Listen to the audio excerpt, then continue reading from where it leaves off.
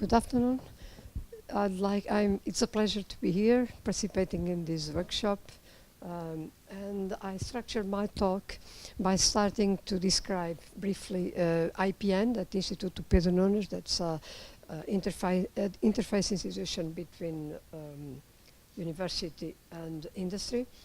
And then I would like to share with you some thoughts about this collaboration, and then to identify some of the difficulties we have in this field. IPN was created about 25 years ago by the University of Coimbra, and its objective is to promote innovation and to make the link between research and industry. It has three main areas. I'm concentrating in the first two. That's research and technological development, and business incubation and acceleration, and also training. I'm not concentrating in this third area today.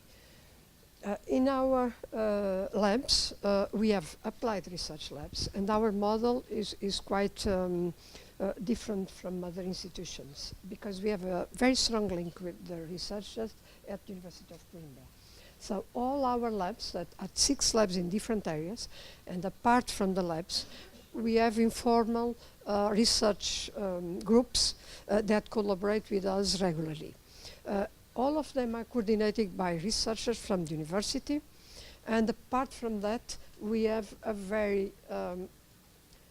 we have access of an extensive network of researchers in other areas that we don't cover in our labs.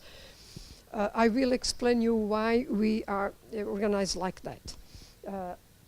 We have the researchers from the university and our coordinators of the labs have their main functions is to define the strategy for the labs, and also to make the link with other colleagues and with industry. And we had some problems with doing the technological development that industry wanted us to do. Because if the researchers were left alone, they wouldn't be able to keep with the schedule, and we were not able to deliver the technologies to the enterprises on time. So we have a model where we had these strong relations with research, and then we have our own researchers and other staff there. They are managing the teams in each lab and dealing with the client. Then we have the business incubator. That's another way to make research reach the market. So with the labs, we do applied research and we do projects, always with the enterprises. In the incubator is different. We identify the potential for business of the research that is being done at the different groups at the university, and also in our own labs too. So in what concerns university, what we do is just every year we go to different research groups, we try to talk to the researchers, we identify ideas, the research they are doing, and then we try to make some teams that then we take to an event that we do every year, accelerated event with 6 weeks, when we have some mentors, so we guide all those teams in trying to define a business model for their research ideas. So it involves usually 10 to 15 teams every year, and we have been doing that every year since 2010. And we have gathered more than 1,000 researchers in this event every year. And from this event, and of course not only from this event, but from this event, every year we identify some ideas, and then after the event we work them with the researchers or with the students or with other people that gather this team, and trying to create new startups. This is the number of spin-off companies that we have in the incubator since the beginning. So we started with just 6 enterprises in '96, and it was very difficult. The dark blue is companies, independent ideas that come to us, and the light blue is spin-off companies from the university. So of course our objective is to have as much as spin-offs as we can. But in the beginning it was very difficult because the university in '96 it was very, very difficult to go to the researchers and try to tell them that their idea could go into the market. And then in '98 we had our first big success in our companies. It was Critical Software. It was a spin-off that we created, and it grew quite fast, and it was very visible in our market. They start working for NASA and other international partners, and they are doing critical software for critical systems. And then it was very easy because we have been the incubator with all the space we have has been occupied since that. We have until 2006 one small building, and then we created a new one. This is going in ups and downs, and maybe it's funny just to think a little bit about it, because the enterprises enter the incubator, and then some of them start growing very quickly, and so they start occupying some more rooms, and then we don't have space for so many enterprises. And then each time one of these is leaving, we are some other small ones that are gathering, so this is with up and downs. Since 2014, we have been coordinating a national program for the European State Agency that has a big incubator. So this is the incubator Center for ESA in Portugal that we coordinate together with partners in UPTEC in Oporto and also in the DNA Cascais, close to Lisbon. And we have been we celebrated last week the 3rd anniversary of this joint project with ESA, and we have now 18 startups created. They are using spatial technologies in common applications. Of course, this is we have started 3 years ago, but we have 2 of them are really growing quite fast. 3 of them are growing quite fast, and it's another area that we are dealing with our incubator. And then we created about 5 years ago another infrastructure that we call Business Accelerator, that is directed to more mature companies, and it aims to help them grow quickly. So we focus mainly into areas, of course, the transfer technology and the innovation, because we have our labs, we have our researchers at university, and it's easy to help them to innovate through technology transfer, and of course, and also through the internationalization. We have lots of other institutions that collaborate with us, especially in America, Europe, and Asia, and we have different soft landing programs. That means that we can take our enterprises to other markets and to other institutions with the same prices that we do at home.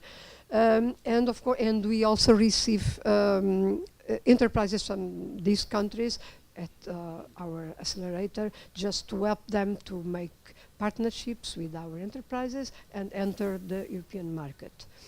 And of course, this infrastructure is in our ecosystem, and they have access to all scientific knowledge of the university, the Polytechnic Institute, other universities and research centers with whom we collaborate regularly. And by now we have 40 companies in physical incubation in our incubator, with around 250 collaborators. And we also help another 67 companies that are not physically located with us, but they benefit from our services, from the research from the university, transfer technology programs, and so on. In the accelerator, we have 25 companies with 600 collaborators and an average of 65% of exports. When I say 600 collaborators, it's collaborators that they are located in our premises.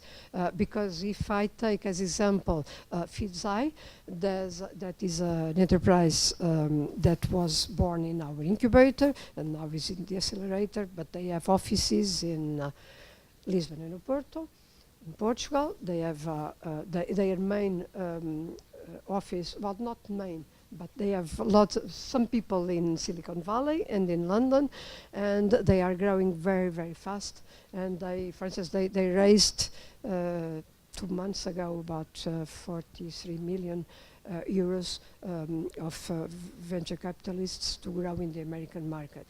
And so there's an example, and of course I'm not counting all the collaborators of the enterprise, just the ones that are located in our campus. Just to think a little bit about this pipeline or this chain between research and the market, and taking an example, the technology readiness level that measures the readiness of the maturity of the technologies from research to the market, we can roughly, and I think it helps to understand what we do, we can roughly say that our labs cover, they do mainly applied research, and sometimes they are involved and help the enterprises in the demonstrators and the starting of production. And of course, behind that, we have the researchers at the university doing the research. And then we have one unit that the knowledge valorization unit that does deals with the IP protection, the transfer of technology transfer agreements, and things like that. And they are the team that also organizes that program that I talked about, the NeoStart, that accelerated program. So they go into the research groups, and then they try to identify the technologies that are going to be new startups after that. And then we have our incubator, and then the accelerator in the end of the pipeline. And after that, I would like to just share with you some thoughts about this link about our university and the industry. And I started by thinking about the R&D institutions and higher education institutes, what they see when they look at the companies. And they think that they can have fruitful collaboration with industry, because sometimes they need to test or implement solutions that they are doing in their labs. And also they see an opportunity to protect and exploit IP that has been generating at the labs. Or also the access of financial resources, because they do research contracts, and it's also important. Sometimes they also gather and they also identify research topics when they work with the enterprises. And also for the university it's important to place their students in the curricular internships. And so it's important to look at the enterprises for that too. Sometimes also because a question of image, because the universities is important for a university to say that they have lots of collaboration with industry.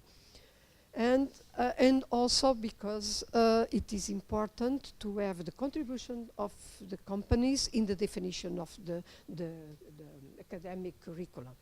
And the University of Coimbra does that in same faculties that does that systematically.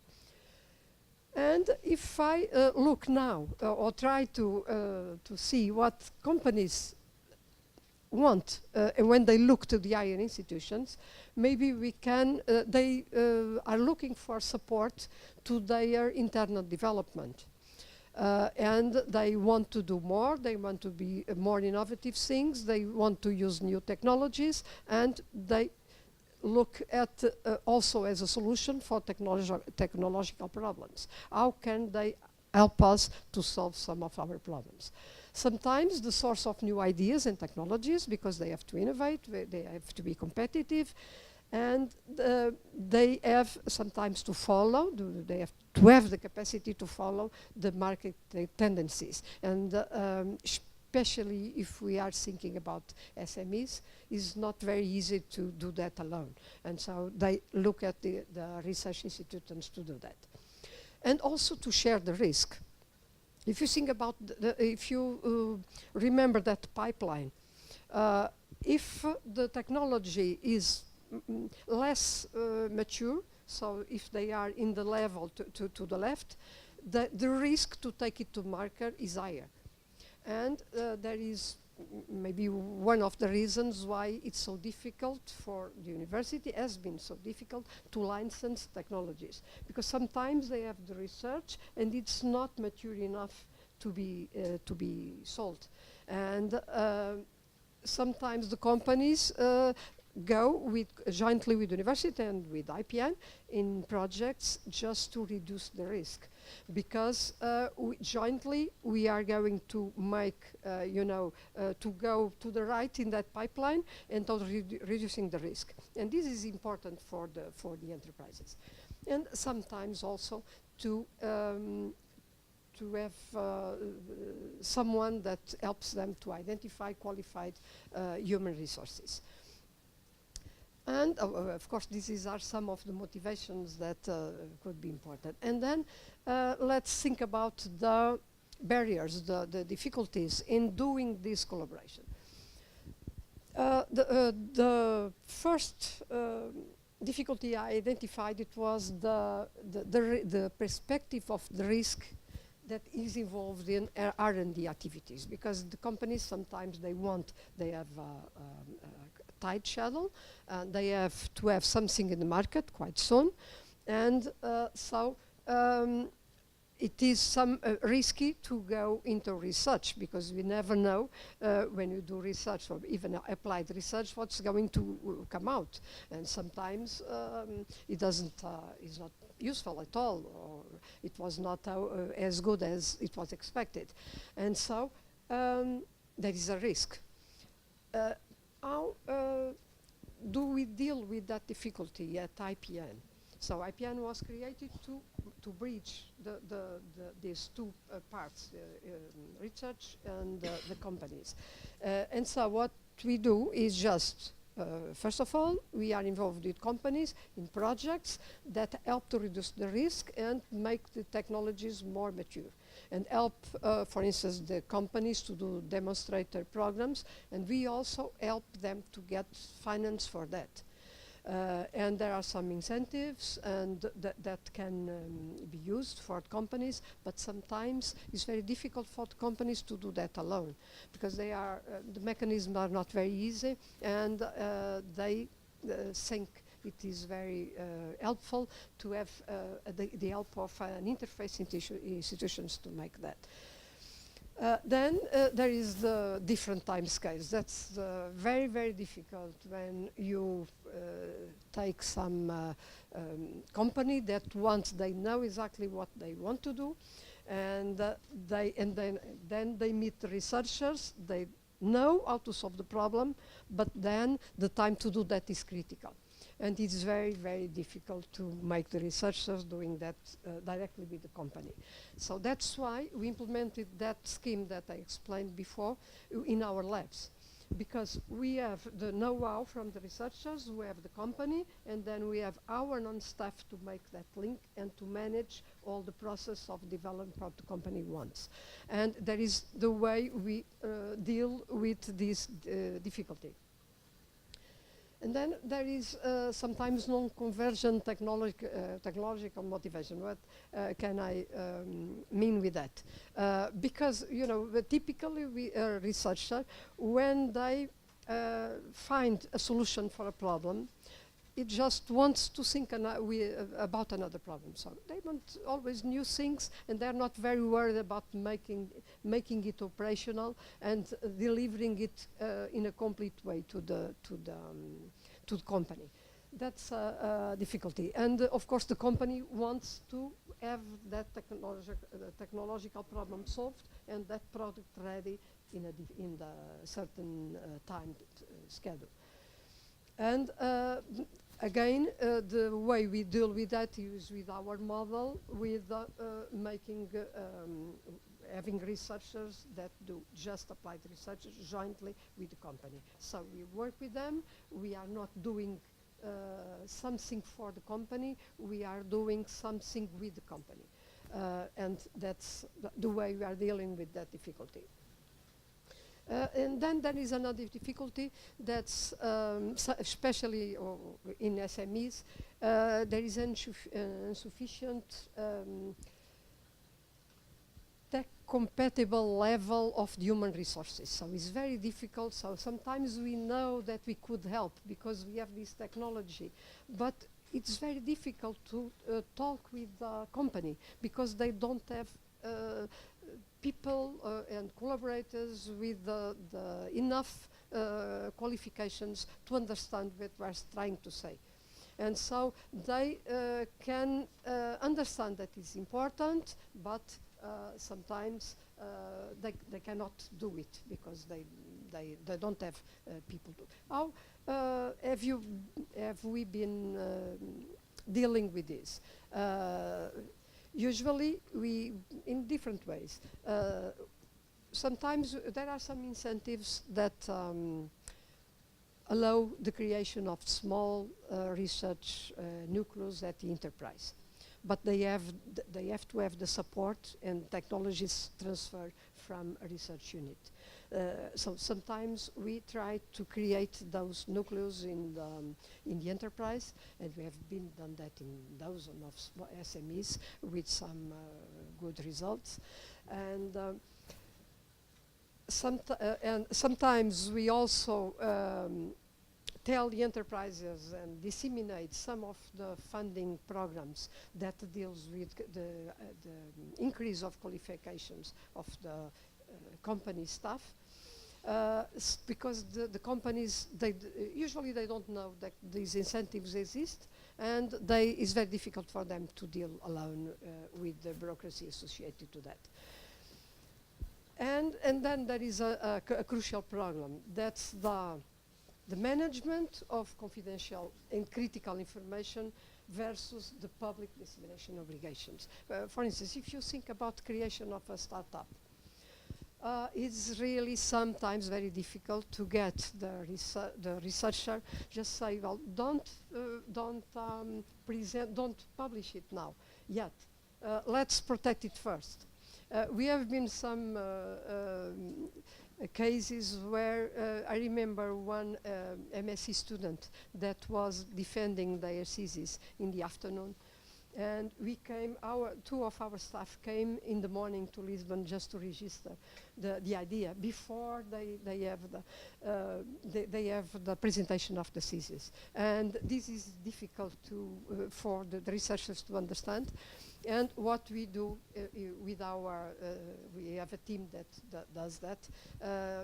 Almost every year we go to the researchers, we organize sessions, and we just tell them, don't rush into publishing, just talk to us first, and then we do all those work trying to manage this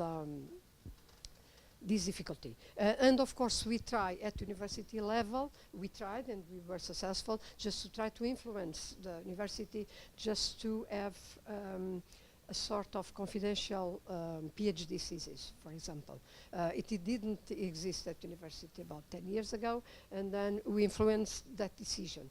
And so now we can have a PhD defended, and some parts of the thesis are considered confidential and are not public. But it was not easy. And another difficulty is the weak valorization the weak valorization to the contributions to industry at higher education institutions, because the evaluation scheme for the researchers are mainly the papers, published papers, the citations, all those indications. And if you have one patent, if you have some technology transfer contracts or projects, it doesn't count. And even when you want to recruit something, it has been very, very difficult to get that technology transfer component into the criteria. This has been, it is not established yet. It's been very, very difficult. And at last, all the bureaucracy and the difficulties in the assessing supporting mechanisms. Some of the mechanisms I've been talking about, and this is very difficult for the enterprises, and this is also difficult for the researchers. But for the enterprises, that is a nightmare. When they say the paper they have to produce just to be able to get some incentives is discouraging, and is very, very, very difficult. And that's the last difficulty. And thank you very much. Thank you very much, Teresa. Can I just ask you a question?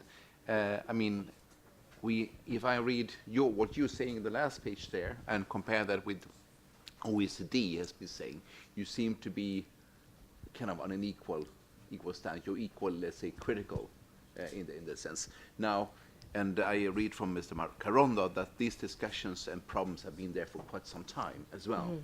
Now, why is nothing happening in Portugal in this sense? If you will be a politician, you will be in charge, what would you do to resolve this situation?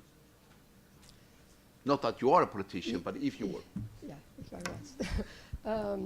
I think there are some weaknesses in the Portuguese system, and there are some some habits, but habits that are really very difficult to overcome. And I would say, for example, the creation that's unbelievable. The creation of small units every year. Even I can say for my university, and I see it in the country. We are always creating new things, and we are always doing research. It's terrible, because if I want to create something new, I can instead of creating something new, I could create some more critical mass in another existing institution. And then it's very difficult, because we don't have too much resources, and then everything goes, a penny to every one of these institutions. So we don't have critical mass, because I don't know, that's a cultural limitation that we have. That I think it should be. Should be a very strong direction, just to create critical mass, and instead of creating small new things, going in the opposite direction, in trying to congregate the existing things. And and you can see this every day, at every level. And every time I see in the news or in some public presentations that you are creating new things, I just think that's another lost opportunity, because it would be better just to consolidate the existing ones. If they are doing good, you can consolidate them as it is. If they are not working, because sometimes they say they're not working, to put them to work. Change people, change the methodologies. Don't give them money if they are not producing the results. But no, the tendency is always giving some money to everyone, and so it's not enough. And I think for me is the main problem in Portugal. And then this is very difficult. we are struggling with, in surviving economically because we don't have any budget. All the funds we have is from projects and things that we get in a competitive position in. This is very tiring. For instance, if I finishing a project with an enterprise, usually if it was successful, the enterprise has a new technology. It's very good for the enterprise, and in the research project, usually there are some clues and some new ways of applying in different applications or doing something different from the research that have been done. But if I want to explore that, I have to have resources. But I don't, because now the next step is next project with the next subject. And I think this is because everything is very fragile. And because there are too many institutions and the resources too many disseminated. So, Ricardo?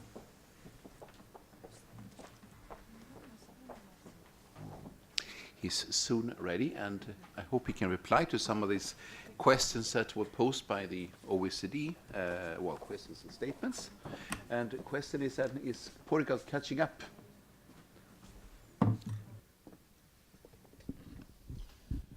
Okay, thank you very much. First, I want to thank the European Commission for the invitation. I'll try to do my best because all the things that I have to say, they were already said by my predecessors, so it will be a tough task. But I wanted to start by commenting on the Philippe Laroux presentation on the OECD. Although I agree with 99% of what has been said by him in the presentation, I think that two comments should be made. The first one is about you mentioned that there is a kind of a lack of strategy for this area in Portugal. I may agree with you that at least there is not a clear strategy. I may agree with you. But if you look at public policy in Portugal in the last, 15 years, for instance, you see that there is a continuity. And you can see that in the results that you have shown in your graphs about the number of researchers, the number of firms that are using research, etc. So I think there is now in Portugal, there is a consensus of the importance of having an R&D and innovation policies. And one of the things that we had with the Troika, with the Memorandum of Understanding, one of the good consequences of it was that Portuguese firms, a lot of them opened their eyes and understood that they cannot no longer rely on the domestic market, and they need to go abroad.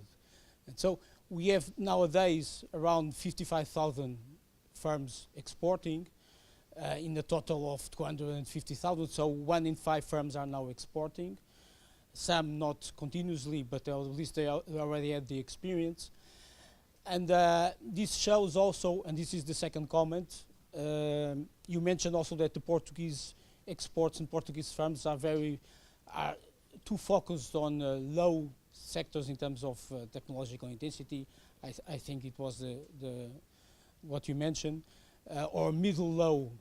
It's a classification that the OECD and the European Union usually apply, which I don't see as very useful, because if you think, for instance, in the case of a company from the wine industry, and if you think that company uses a drone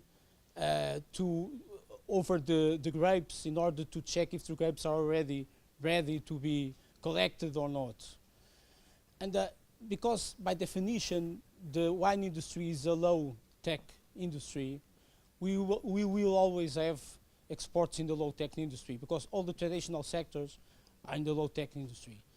But if you look at the structures of the Portuguese exports, they are very diversified. So what we see is not only the number of firms that are exporting have increased, but also in several types, different sectors, the exports. If you look at the data from exports, they also have increased. And this goes along with the improvements in the in the skills that we are having in Portugal, in the level of education, and also in research and innovation. So those were my two comments. Now, I have a lot of very nice slides to show you, but it seems that it will not possible. I don't know, maybe I'll go there because I need to have a look at them while I'm speaking. My presentation was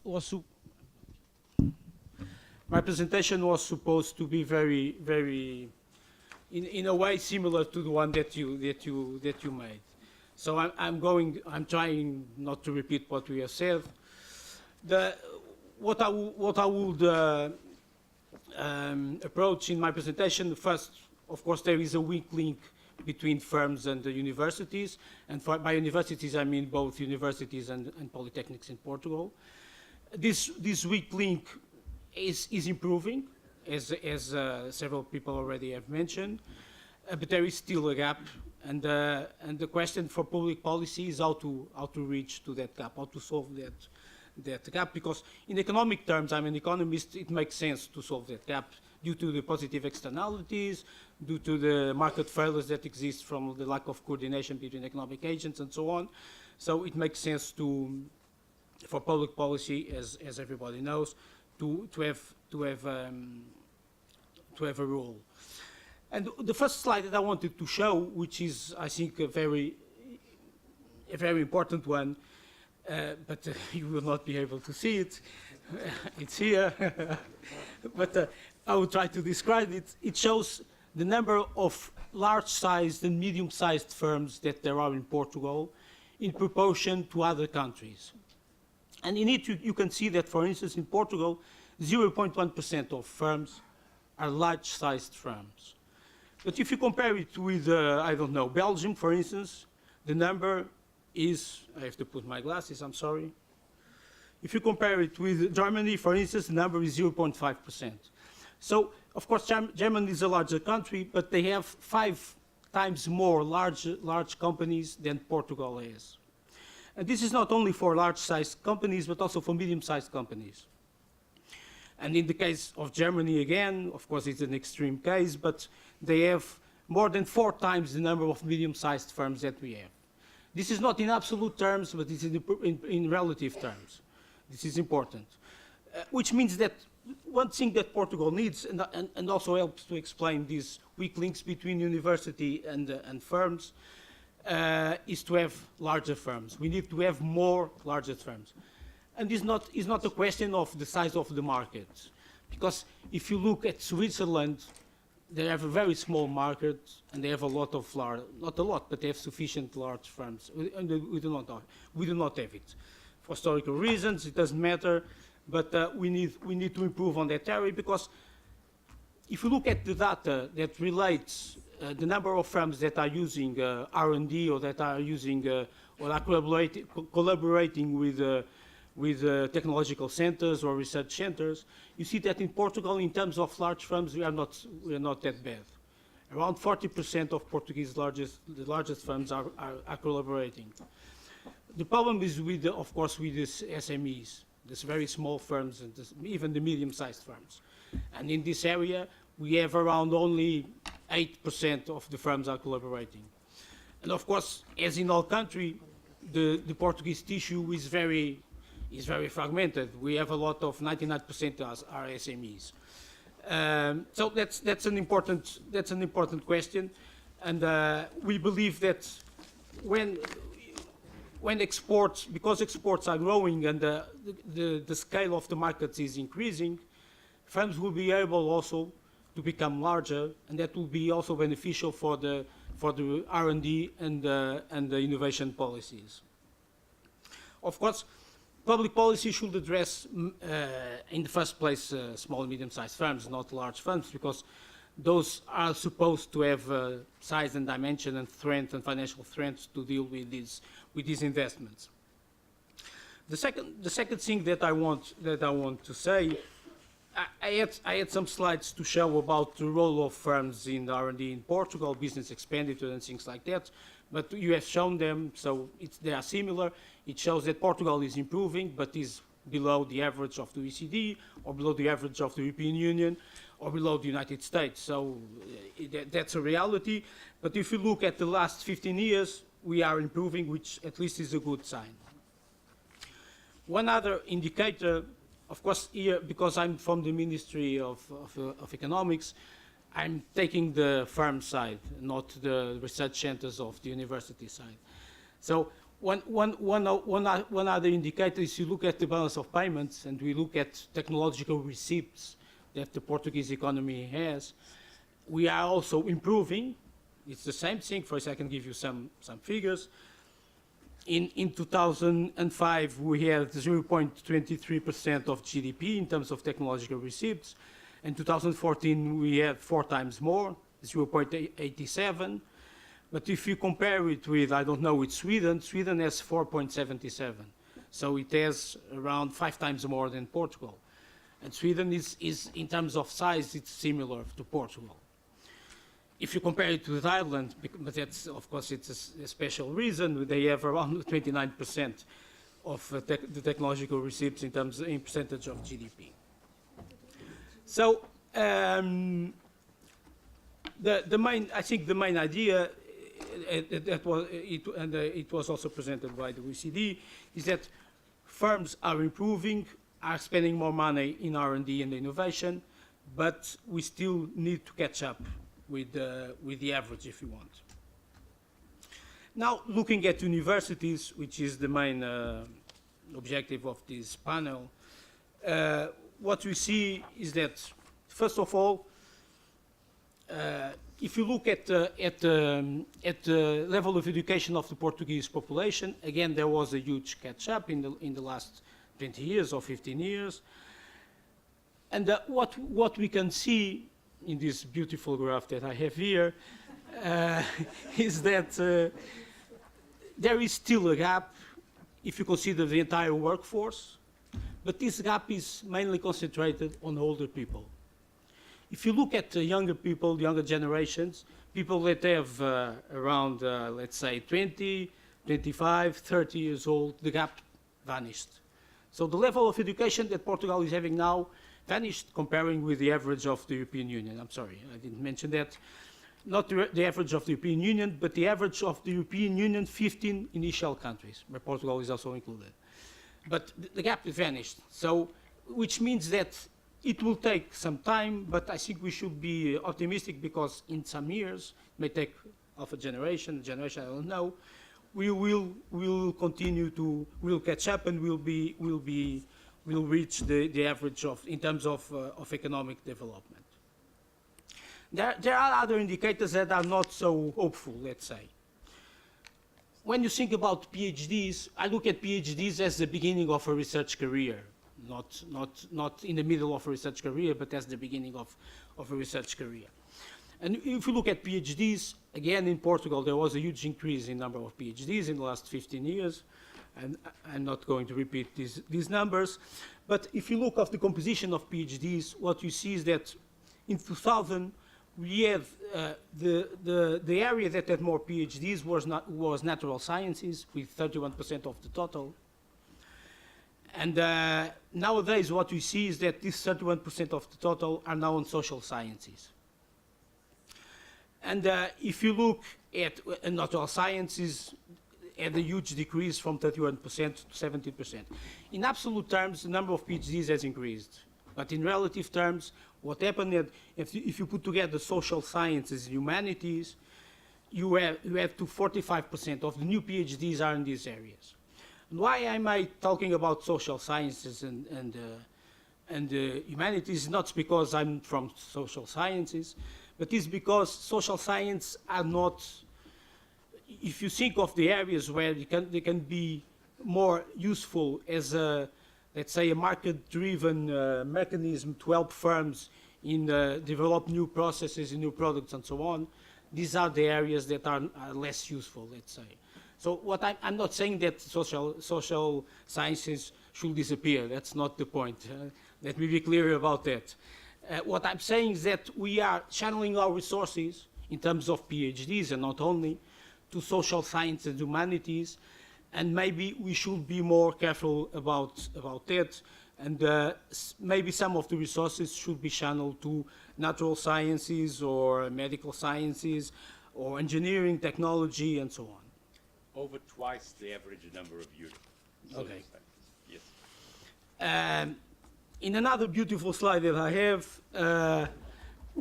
I have some figures about social sciences, so they are the focus. Of course, I'm talking in the name of the firm, so I will focus on these guys. There's very bad guys. And the problem is that all the incentives that we have at the level of university, they are, let's say, they are wrong. They are not correct. Because if you look at the earnings of a social science PhD and you compare it with the earnings of a technology, science and technology PhD, what happens is that the social science PhD earns more. Not only he earns more, but he has a job for life at the university, at least after a few years. And he cannot be fired. And so, of course, if you want to be a scientist, what are you going to choose? Of course, the choice is not as simple as I'm going to put it, but what are we going to choose? Well, if you have a safe job, you earn more, you should choose social sciences instead of science and technology and things like that. So that's a problem that we have to solve. I can tell you that PhDs that work at university earn, on average, 20% more than PhDs that work at the firm. It doesn't make sense at all. And it does make sense. One of the reasons is that because PhDs at university, usually they have a safe job without any concerns in terms of being fired. And as it was already mentioned, we have 25,000 PhDs living in Portugal at the moment. This is from 2015, I think. And only 13% are employed as researchers. So most of them are at the university teaching. The main concern is teaching, which makes sense in a university. The second concern, sometimes it's to deal with administrative problems. And the third concern is to do some research. And that's the problem. So we need to move some of these resources from the university to help firms in improving products and processes, production processes. I have some other figures. This one I mentioned, I'm not going to repeat them. Another slide that I wanted to show you is, it was also referred by the OECD, but I think it's important to mention because it's not so optimistic. It's when we look at the total factor productivity, the recent evolution of total factor productivity. Science, R&D, and innovation are closely related with total factor productivity. And what we would expect is that because Portugal has had a positive development in the last 15 years in these areas, we also would expect that total factor productivity to improve along with the inputs, let's say. But if you look at total factor productivity in Portugal and compare it with the OECD average or the EU core average or the G7 countries and so on, what you see is that the gap is not closing. And this is a concern for us, because we need to deal with that. It's also a concern because in labor productivity is happening exactly the same. And if the Portuguese society wants to be a better living conditions, we need to solve this issue. We know that throughout the developed world there are problems with productivity. Productivity growth is accelerating, but because we need to catch up, we should grow more faster than the other countries that are more developed than we are. I don't know how long do I have more. Well, it's raining outside, so I don't know. But please Please continue for another 5 minutes, and then okay. Yep. So what I wanted to show is that, first, we all know there are weak links between firms and universities. Firms have problems due to their size and so on. One thing that I didn't mention, but it's important, this increase in skills and education level in the Portuguese society also meant that not only we have more researchers, but the managers that we have in firms and CEOs and so on, they are also better educated, which means that they are more sensible to the questions of innovation and R&D than they were 10, 15 years ago. And so I think we are creating the conditions for these links to be strengthened. And we have heard now 2 presentations where we have very positive signs. Now, the only thing that we have to do is to generalize these very good examples, which is not easy, as you know. We at the research office, together with the Portuguese National Innovation Agency, we did a workshop a few months ago, in the beginning of this year, where we put together the stakeholders in this area. The workshop, in reality, was about industrial property, but, well, it is related, of course, and so what my idea was to present some of the conclusions that the workshop gave from the opinions of the stakeholders that were present on this workshop. And the first thing that I wanted to say is about it was already mentioned by you, it's the need for the universities to have performance-based criteria for professors to be associated with innovation and R&D, and not only associated with publications and with administrative work. Because what we have nowadays is that professors are evaluated by publications, which is okay, but also they have a lot of administrative work to do, and it does make sense. So there is a need to change these criteria, and so I'm repeating what we have said. And there is a need to incentivize and to give, to differentiate, if you want, the researchers that are more proactive and go and talk with businesses. From the perspective of the firms, it makes sense. And this will be a way also to not only to improve resource allocation in the Portuguese economy, and so to increase productivity, but also to mitigate some redundant research that is going on at universities. So I don't want to seem too harsh, but there are investigations that is done at universities. One asks, what are these guys doing?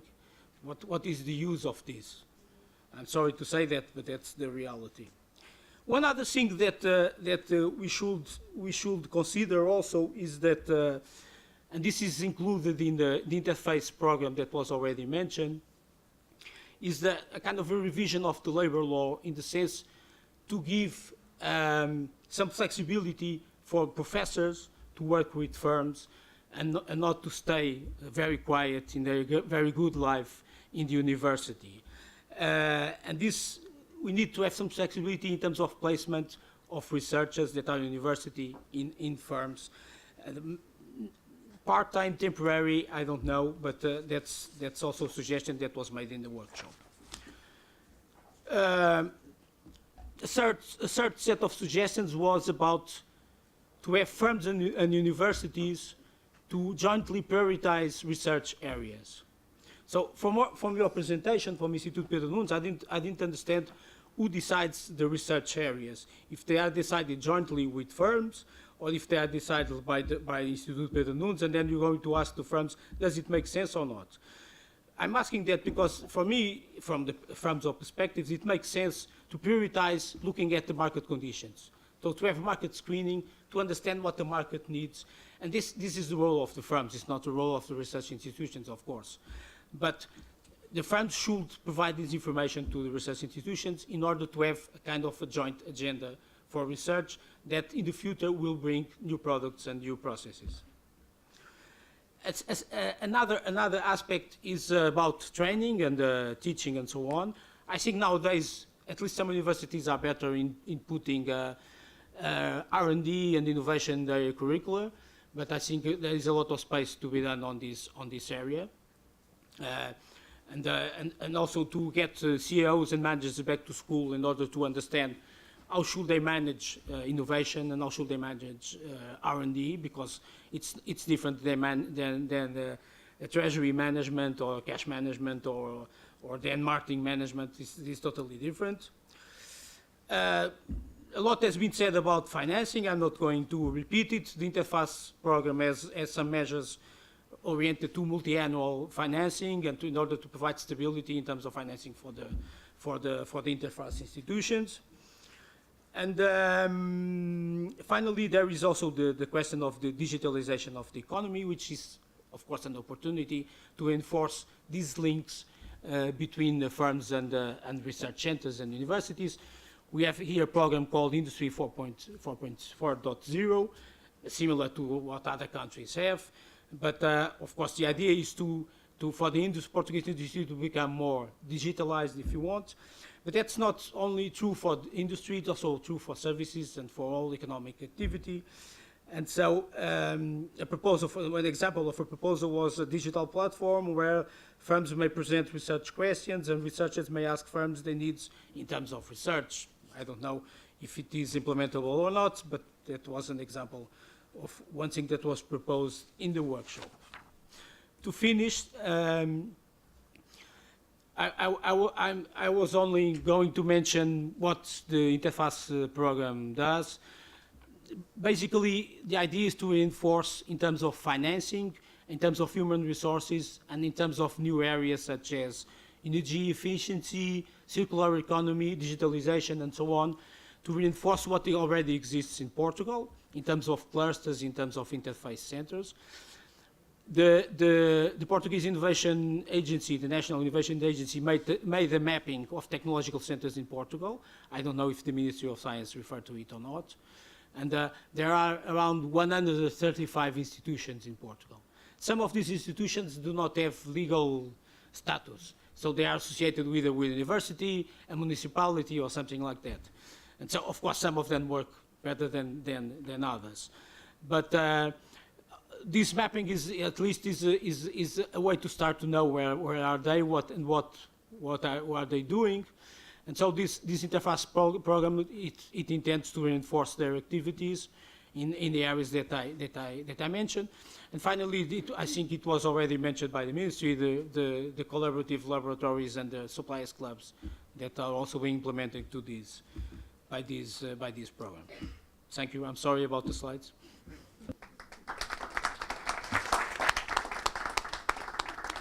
Thank you very much for setting how many percentage of R&D should be the objective for public and private spending on R&D. Is that a relevant objective for Portugal at this stage, or would you like to amend these objectives for overall for Europe? Should we update these criteria and these objectives for the future? Obviously the EU 2020 will be replaced by something else. Yeah. We don't know what yet, at least I don't know. Will that be replaced by something, and how should that be defined to fit the needs for Portugal? Well, the objectives that you are mentioning is about the expenditure on R&D and things like that in percentage of GDP, is this type of objectives. Well, the objective was settled by Portugal, was proposed at least for in our case. Of course, when the objective was defined, we had a kind of a crisis, and that affected a lot of the plans of the public policy, the plans of firms, and so on. But I think, although objectives are important, it is important that objectives are achievable. I think what is more important is to have the trend that we have, that firms are investing more in R&D and innovation.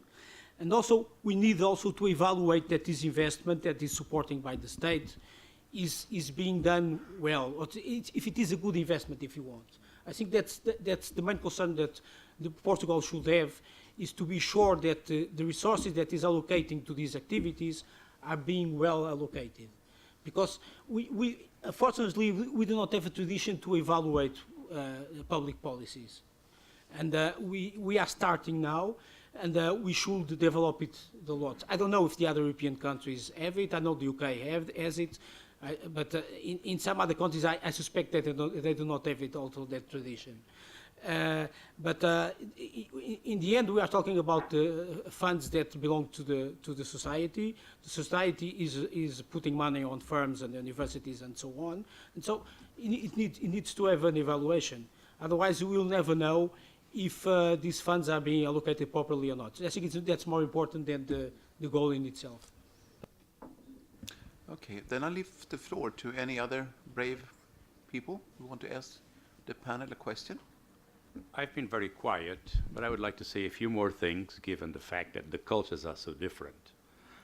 A lot of what you said, for example, on how many tons of paper we need to put together just to get through a Portuguese process, has to see with the fact that we don't have a code of honor. I mean, we are Latins, in the bad sense of the word. So unless I prove to you that on the third year of my project I'm going to use that particular kind of screw in the project, the agency doesn't approve my projects. So I'm very happy, because in my position I almost don't need the state money. Obviously, I need the professors from the university which work with me. But thank God I don't need to go through that. This is one key point. The second point is we have a terrible difficulty to make decisions. And polity, what you said about, we spread the butter too thinly. We have to give it there and there and there, because all the political parties, it's not a question of this particular government being more left-wing or the others. Unfortunately, I would like to be able to say, that's the reason, these guys are left-wings. It's not true. It's been the same for the last 30 years. And before we start doing this more thoroughly, going for competence, paying for the excellence, we'll still be burning the resources we've had. And we've had a lot in a trivial way, which not much comes out of it, because we've not used to evaluate the outcomes of the money we've put in. That's been talked over and over. I'm too old. I came back in '78 from Imperial. And I've seen it being talked over. We all know the solutions, or what the solutions could be, without offense to the OCDA. I'm sorry. I'm very happy that you're reiterating them. But it doesn't matter much if Dominique just keeps pushing for them, if we just put the report again in the drawer as we've done before. Unless we decide to do something more serious about it, we'll see a few good things. Education went substantially better, but most of those cultural issues, which are of course very long to change, we know that. But if you don't do it a bit more thorough, a bit more professionally, will not change much. Any other reactions? I can tell you that we also in the Nordic countries also have this political disease that everybody needs to give something. So It exists everywhere, yeah, we know. Question of degree. Yep.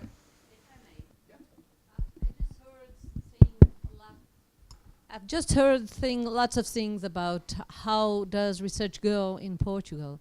I'm a researcher, and I'm really proud to be so. And I work in research for more or less 20 years, and at a public agency. And my recent experience showed a very good example of very good collaboration between well, the government, the Portuguese government, well, I can be even more specific because it was about counting carbon emissions. We were responsible for the land use cover of continental Portugal. As you know, from the 90s until 2010, we had to make those accountabilities, which is a quite difficult issue to make and even to associate an error to the estimations of carbon intake. That was our role. And what we have done, we combined the most recent research from Eurostat with the research from many researchers, Portuguese researchers, namely from areas like geography and statistics and information systems, which are competences that Portuguese people have a lot and are very good from my perspective in these areas. And by doing so, we were able to combine resources from public government and from namely DG Info and DG Environment, in order to produce those evaluations and to be able to do it on time, combining public research, public attributions, and helping the government to accomplish a tool that was assigned to the Portuguese government according to the Kyoto Protocol and the European responsibilities, and namely the Portuguese as a member state. So I think that Portugal, as I think many other member states, when they want, they can do it properly. And in Portugal is not different, is exactly the same. And I think that we have to have the correct leadership in order to make the correct involvement, and the results are achieved. I have no doubt on that. And as I'm sorry, but I had to share this experience because I'm really proud as Portuguese of what we can achieve.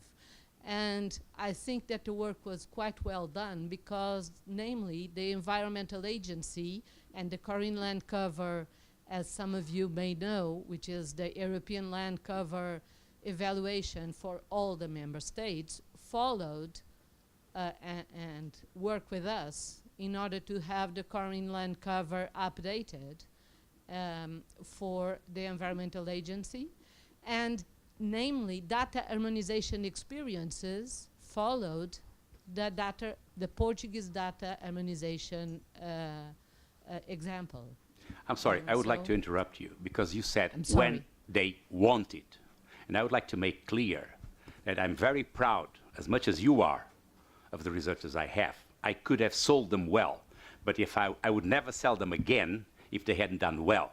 And since I collaborate with top companies, I can tell you the teams I have there are, on average, 20 to 50% better than the average teams in companies. Not difficult. Bayer alone has 4,000 researchers. Novartis has 9,000 researchers. The average necessarily is not as good as I can pick here. We have nothing genetically wrong with us. On the contrary, I came from the Straits to some extent to prove that we're as good as anybody else if we want it. That's your point. I doubt that we want it. That's my problem. It's a problem of will, of societal need to change, and of realizing how much we need to change. And culture being long, if we don't start early, we're in trouble. That's all I want to say. Sorry. I think this discussion is far from the European competence anyway. It's certainly nothing we should interfere with. Any other reactions or conclusions? Katarina, do we have Mr. Silva coming? You are. Thank you. Just in front of me. Maybe you want to take some closing words, as is stated in my pro. Is that? My closing words are not related. Oh, but then, yeah. Then I just wrap up 30 seconds and wrap up this panel, which has been very interesting. And pardon? Yeah. And obviously. Showing two excellent examples of how research organizations, also touching on the political side, also and very interesting lecturing by OECD, and also look forward to your report about Denmark. And if it comes and when it comes, I will be happy to read it as well, whenever it comes. And with those words, I will close this panel and leave the word to Mr. Arthur Santos Silva.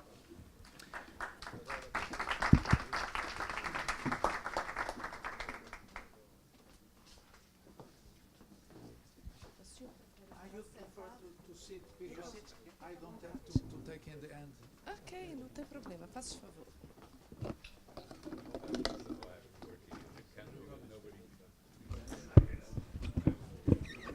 O senhor quer que eu traga água para o senhor também?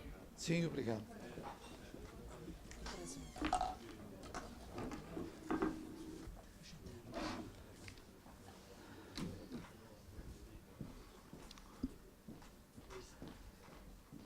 So I will start to thank to Catarina Dantas Machado, the head of the European semester in Portugal, for this initiative, because this is the key point of the present and the future of Portugal.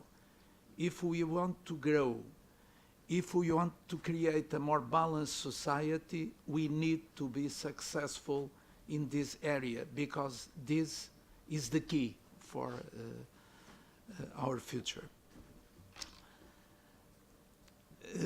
Unfortunately, I lost half of the session of this morning because I was elected in May for the Patronato, the La Caixa Foundation. That means the Board of Trustees of La Caixa Foundation. And it was being made in an annual meeting of the Center of Foundations, a presentation of several international foundations, and one of them was La Caixa, and I should be there. But in what concerns the subject of the theme of this conference, of this meeting, La Caixa is already, so they have a program of sponsorship, sponsorship in science, scholarship in science. No, they have scholarship, but they have also, they finance research.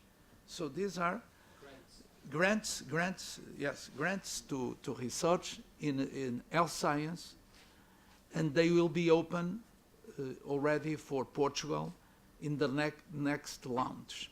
So the program in Spain is known as Los Imprescindibles, so in English, the indispensable, and it will be already open to the Portuguese science institutions, and if there is collaboration, the grant can be the double and the amount is substantial, so this is a good news for the Portuguese science system. The second one, already this year, Caixa Impulse, that is a program for startups and spin-offs in universities and in research areas. It was already open the competition was already open to Portuguese entities. So I decided especially to refer to you after having heard what I have heard in this seminar, and I have benefited a lot to be here. I think it would be important, especially to give to you what are some of the lessons in this matter of my life.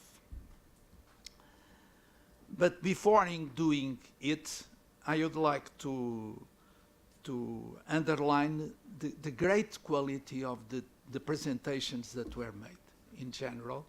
For me, it was very important, this meeting. And especially, I would like to underline the two studies presented by OECD. One of them I was already aware, because as chairman of the General Board of the University of Oporto, the Dean gave me the draft or the first presentation that was made.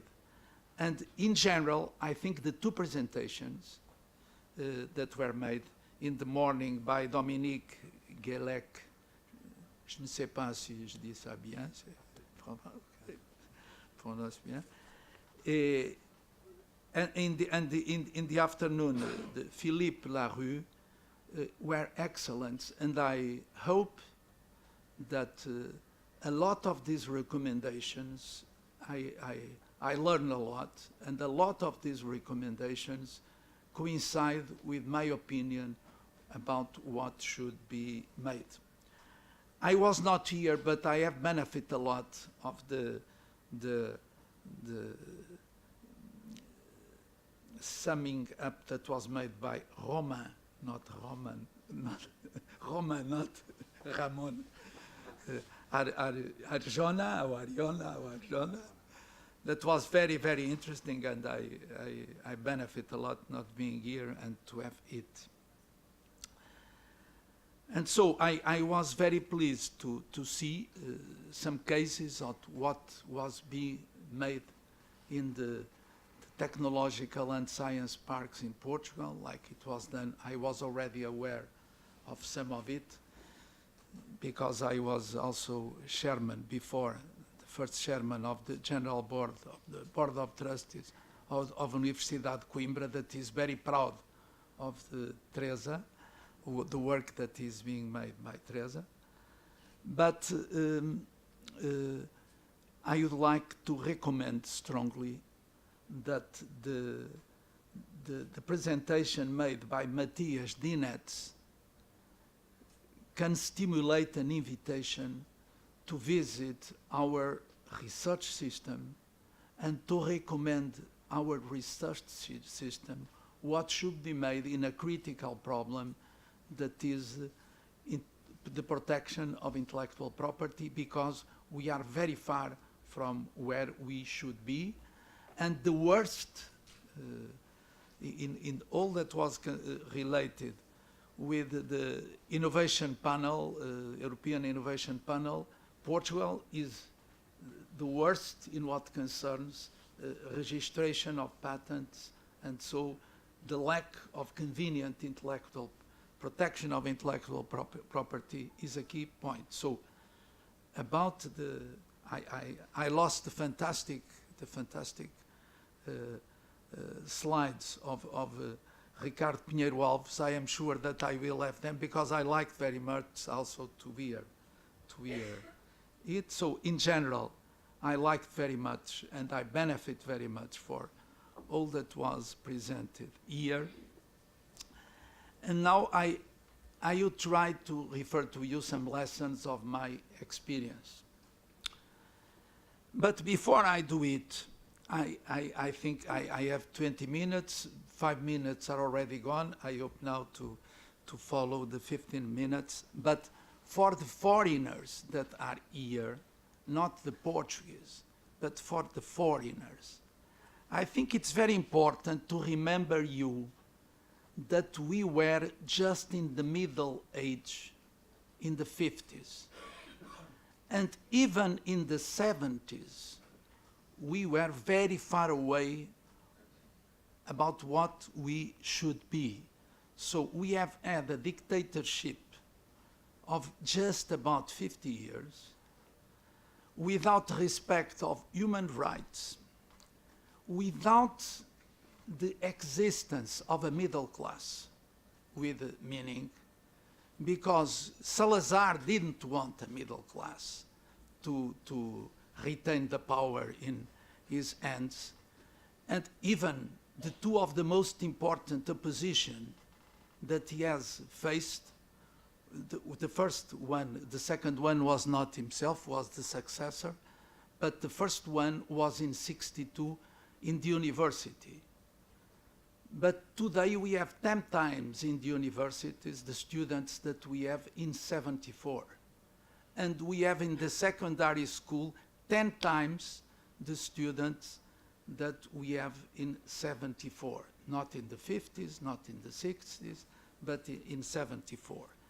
In '74, we were the worst in the infant mortality rates. We were the worst country in OECD. And so this is an indicator of the quality of the health policies and our public health system. And with democracy, we have had, looking today to this period, we have had a great success in the health system. We have today a public health system that is, in my opinion, very good for what the country can offer. In the welfare state is very good, even with as utilizer of the system. And I recommend to all my friends, if they have a problem, do not hesitate, go to the public health system. If it is an emergency, if it is not, it's different. And so this is a great asset. The second asset was obviously education.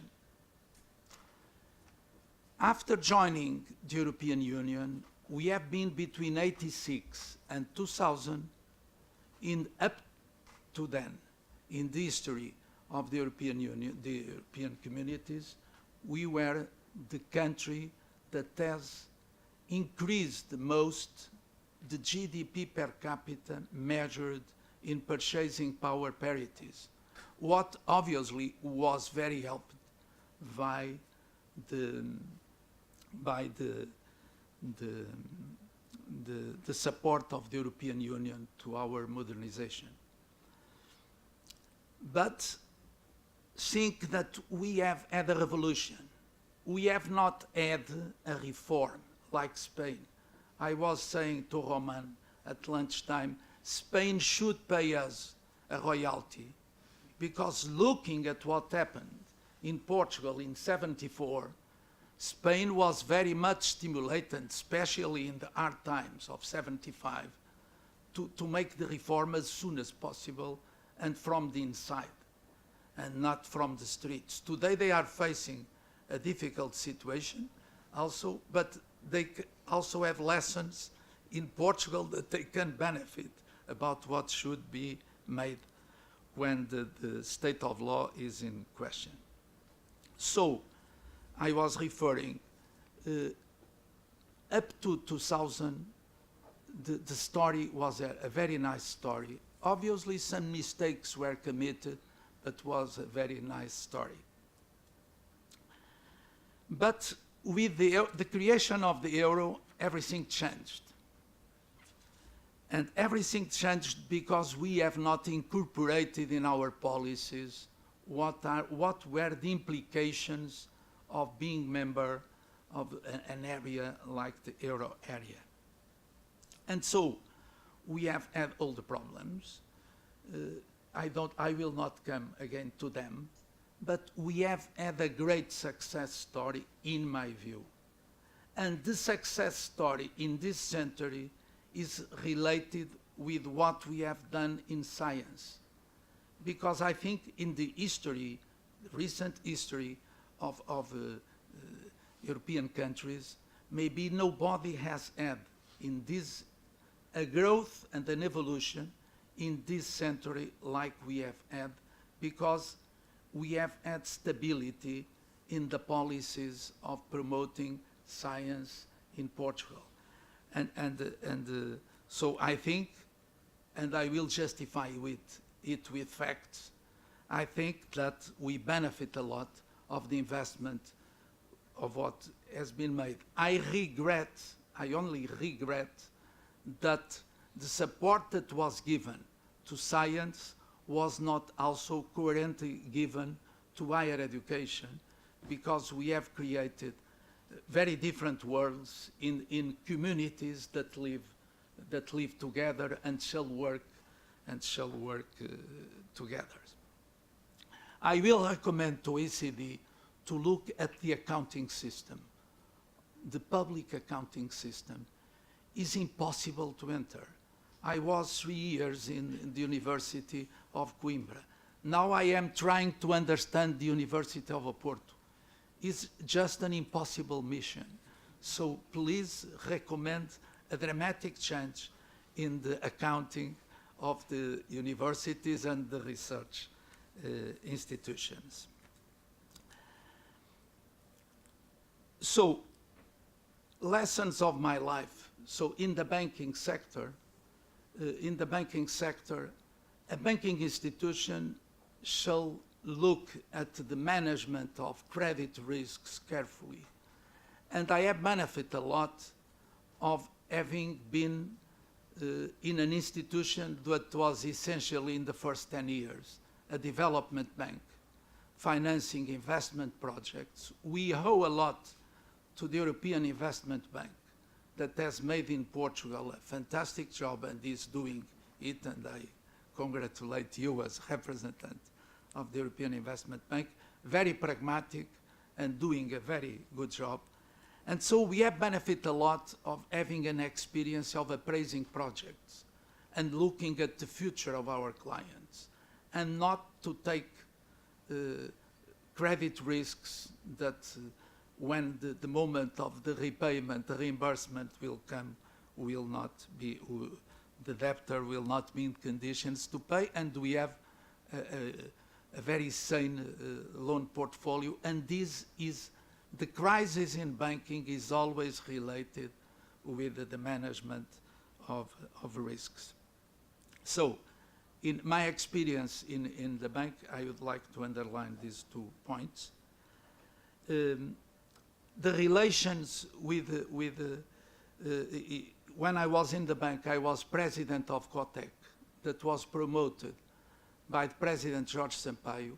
And I think the COTEC has made an important work in promoting more connections between the universities and the business community.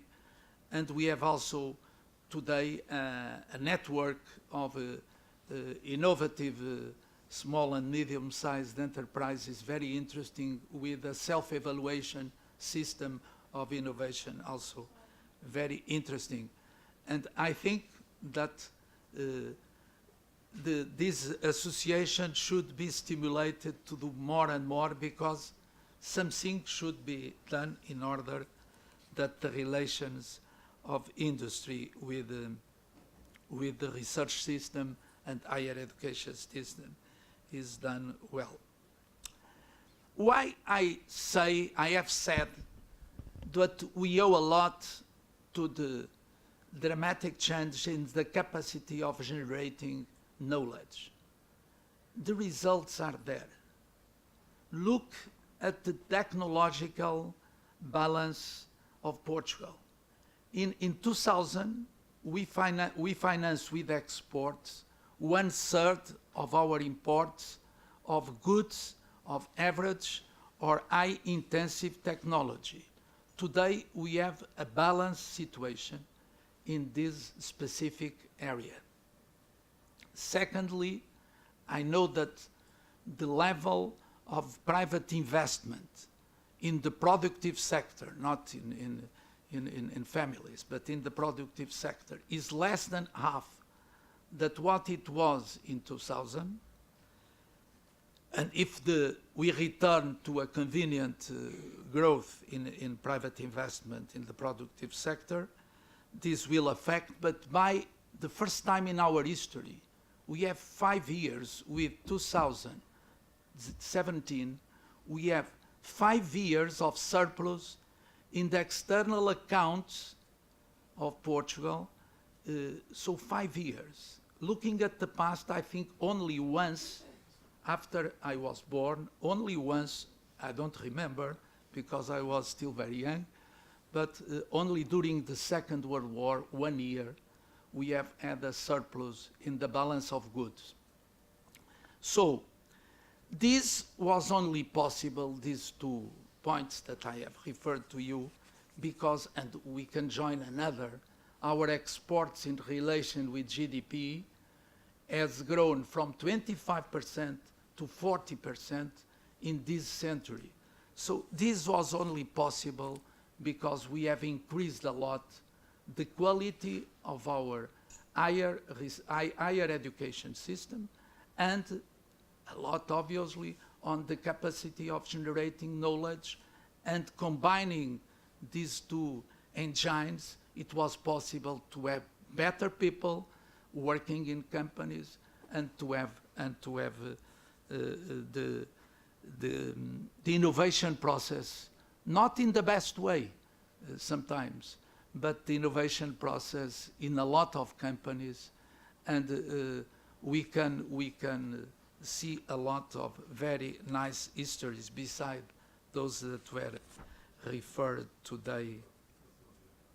Another point that I would like also to stress about our higher education system, in 2000, the generation between the 24 and 35 years, 25 and 34 years, I think is the target, we have only 13% with tertiary education. Today we have 33. The target for 2020 is 40, but we are not far, and I think also a very important success in this area was made.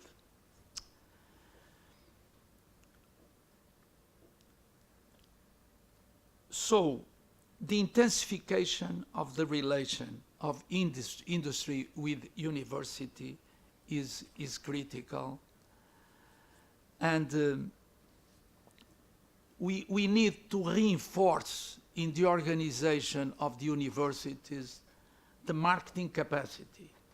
So our universities shall have a structure that can offer to them much more capacity to be proactive, close to the utilizations of the capacity to generate innovation and to convert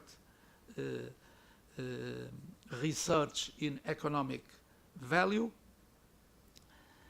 But and not only to do this, but also to render service, because the universities, the third mission of the universities is also to render service to the community, and in order to do it well, the university needs to adjust also its organization.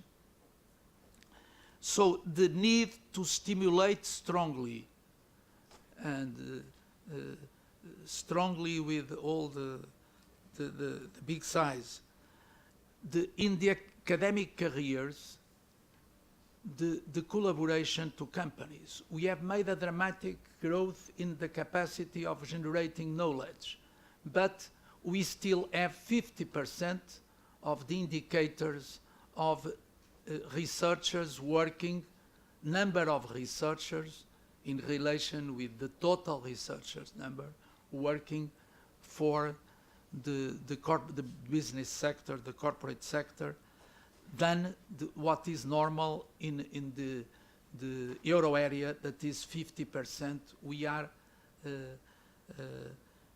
with less than 25%. We need stability and predictability in the financing of higher education system and in the research system, in what concerns the Portuguese policies and organization. And a great effort was made to create a different governance in the universities in Portugal, calling people from the external to the universities to help to define policies, strategies, to prepare the decisions on the budget, on the operational plan, and a lot of areas. But the most important role would be related with the strategy and with the budget and the operational plan. And so we are doing nothing.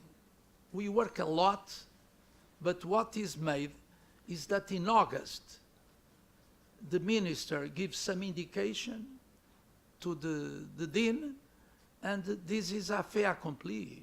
So it's critical that it was suggested in the study of OECD is followed. So we need to have, I don't refer a council for higher education like we have in UK, but something with a role with independent people elected with a qualitative majority in the parliament that can give stability to this body in order that he decides or advise in accordance with the budgetary constraints and policies that he can decide. And we should have a very different process.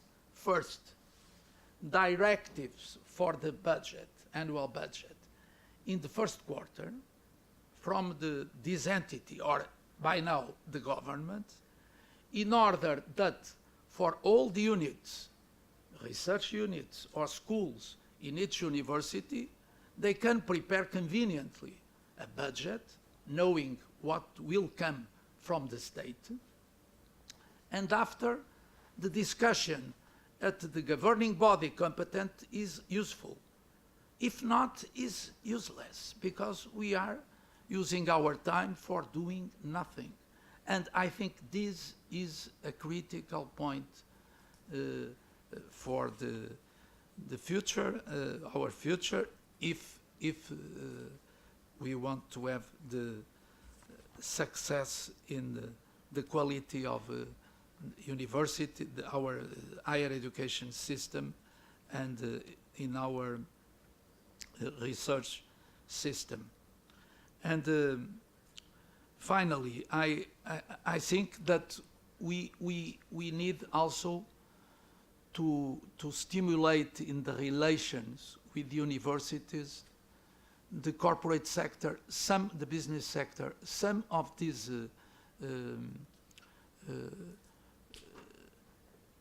decisions were made, some of these initiatives were made by COTEC, the cluster of footwear, the cluster of health, that is a fantastic cluster, in my opinion. The cluster of agro-industry were stimulated by COTEC, and the results were very good. In the case of footwear, that the contribution to the export is relatively small, but maybe the prices, the design, the quality of the footwear exported today is a country with footwear industry. We have the major representation in exports in footwear because the prices are some of the highest prices in footwear, because a lot of important changes were made in this sector. In technical textiles was made the same. Today, when we look at the exports of textiles, we are looking at the exports of a lot is technical textiles. And I think in the parks of science and technology, the University of Minho, the University of Oporto, the University of Aveiro, as we have seen, the University of Coimbra, the University of Lisbon, Nova, and the University of Lisbon that has been merged with the technical university. They are very important, in my opinion, park science and technological parks.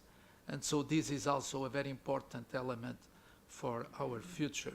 And I used to say that our period of glory was made in the discoveries. We have had the School of Sagres, so science, training, fantastic effort was made for training, and we have the navigators to use all these instruments, technology, science, and people well trained.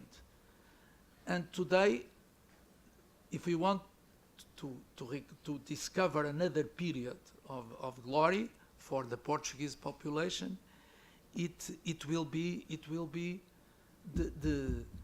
the School of Sagres will be our higher education system and research, and the navigators must be the entrepreneurs. So, and the final recommendation, you have done in the austerity package, a lot of mistakes were committed.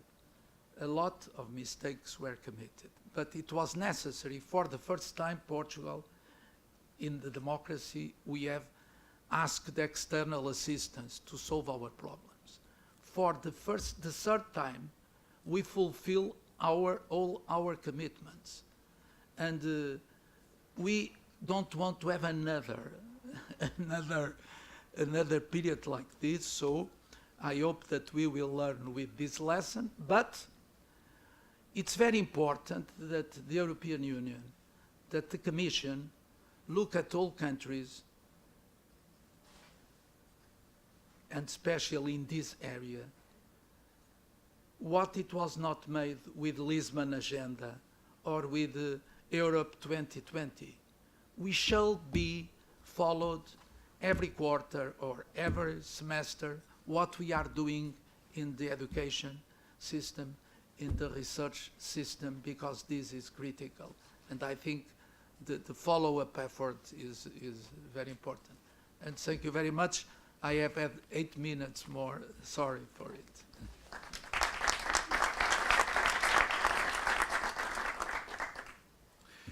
With those words, I think at one point I must have forgotten that there is coffee over there. So anyone who feels like a coffee, still there is coffee there. But beyond that, on behalf of myself and Katarina and Anna and whoever in the Commission services, thank you very much for attending, for coming, and I wish you all a good evening.